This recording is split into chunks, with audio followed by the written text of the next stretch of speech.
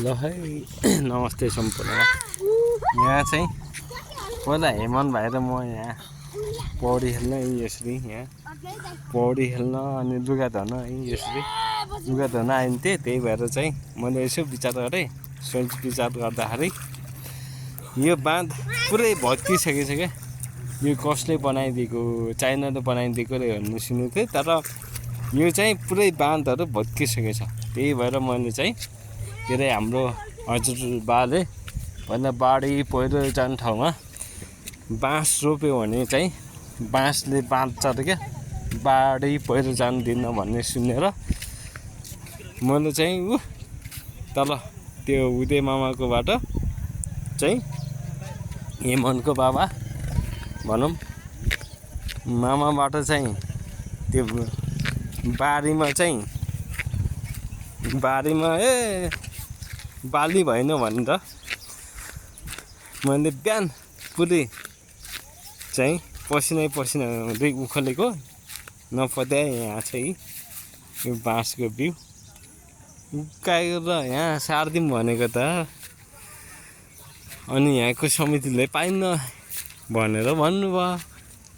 त्यही भएर नेपालको हालत चाहिँ गर्छु भन्दा नि यस्तो छ, गर्न पाइन्न। न भनिन्छ नि बाँदरले न आफ्नो घर बनाउँछ न अरूलाई घर बनाउनु दिन्छ भने जस्तै। अब गर्छु भन्नु पनि पाइन्न। यहाँ मजाले खनिन्थेँ, पाइन्न भनेपछि मैले पनि नपाइने ठाउँमा जबरजस्ती गर्नु भएन।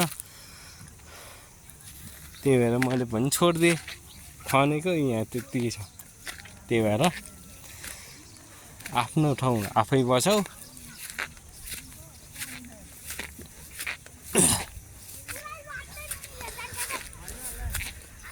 त्यही भएर चाहिँ यो चाहिँ भत्किन लागेको बाँध चाहिँ यो एरिया हो कि, यो एरिया हो टक्क भत्किन लागेको चाहिँ यो एरिया हो। यो चाहिँ यस्तो भयो क्या।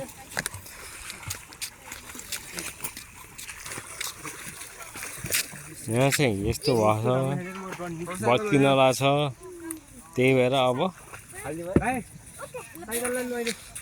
आफ्नो ठाउँ आफै बनाऊ। त्यही भएर मलाई थाहा भएन, बाँस रोप्छु भनेको त्यो पनि पाइएन, हुन्न भन्नुभयो। त्यही भएर यहाँ भत्किसकेको छ पुरै। यहाँ यस्तो मजाको छ, यहाँ यस्तो मजाको केही पनि भएन। यो एरियामा चाहिँ पुरा भत्किसकेको छ।